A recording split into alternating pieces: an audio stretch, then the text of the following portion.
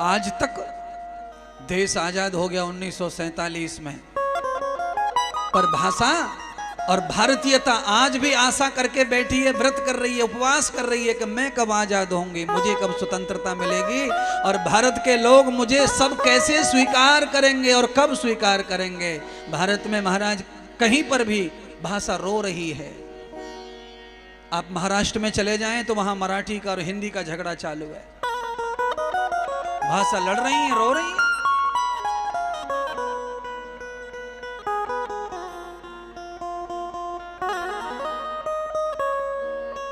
अरे महाराज, हम तो ये कह रहे हैं कोई भी भाषा, जैसे हिंदी भाषा सच में हमारी नहीं है।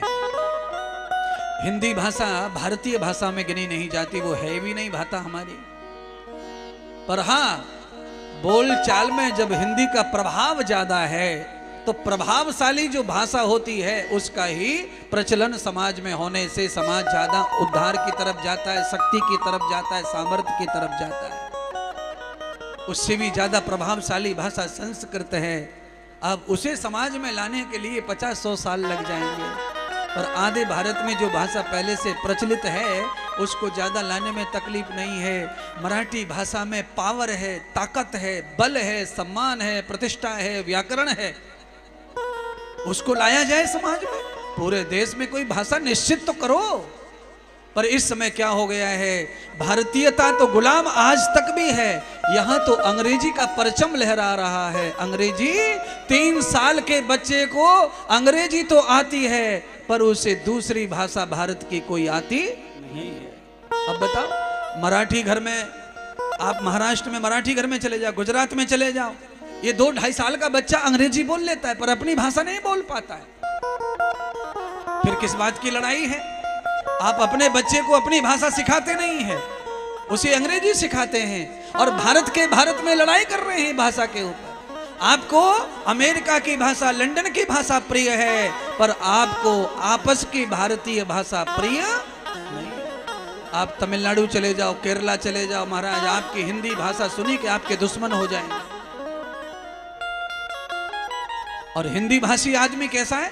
हिंदी भाषी आदमी ऐसा है कि इसके आगे दुनिया की कोई भी भाषा बोल लो, इसको कोई भी टेंशन नहीं आता, ये कोई जलन नहीं करता, ये कुछ भी बोल लो इसके आगे। मैंने सब बात आपके सामने रख दी।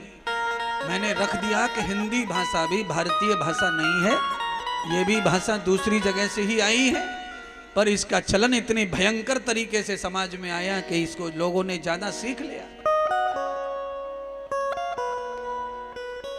तो मैं आपको बताना भाषा के बारे में नहीं चाह रहा हूं, मैं आपको बताना ये चाह रहा हूं कि जब आपको राष्ट्र बनाना है तो राष्ट्र के लिए पहले आपको एक भाषा चयनित करनी पड़ेगी।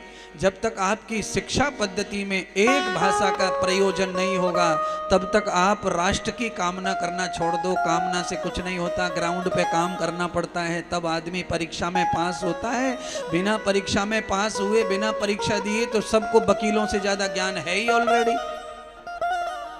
ज्ञान की परीक्षा तो तब होती है जब आपको परीक्षा में बिठाया जाता है।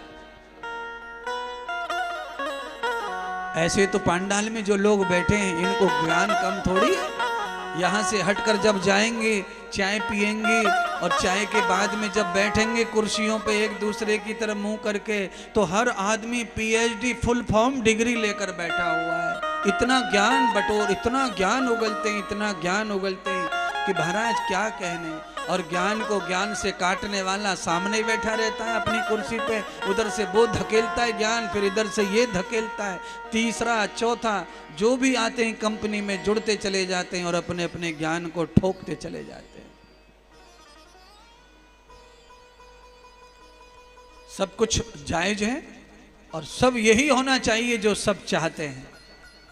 एक बार क्या 1000 बार बने सनातन हिंदू राष्ट्र, इसमें तो गौरव की बात है सबके लिए। पूरा समाज प्रशंसित हो जाएगा, सबको जीवन मिल जाएगा। क्यों? केवल और केवल वैदिक धर्म ही तो ऐसा है, सनातन धर्म ही तो ऐसा है जिसमें सबके लिए जगह है, सबके लिए दया है, सबके लिए करुणा है। तो ये तो बहुत जरूरी है, परमात्मा ऐसा कर दें तो। पर ये होने के लिए कितने सारे काम, बड़े बड़े काम हैं जो करने पड़ेंगे।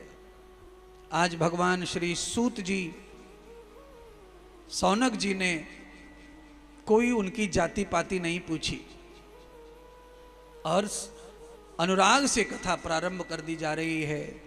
सौनक जी तो करुणा के साथ अकेले नहीं आए, सौनक जी तो हजारों महात्मा संतों को, ऋषि मुनि आचार्य विद्वान ब्राह्मणों को साथ लेकर आए हैं। अरे भाई चलो मिलकर कथा सुनेंगे। वो परम विद्वान हैं पुराणों के, वेद व्यास जी के परम शिष्य, जिन्होंने साक्षात गुरु कृपा को पाया है, और जिसके ऊपर गुरु कृपा होती है वो जरूर अच्छी कथा सुनाएगा, वो जरूर अच्छी बात बताएगा। गुरु कृपा से तो महाराज क्या क्या तर गया।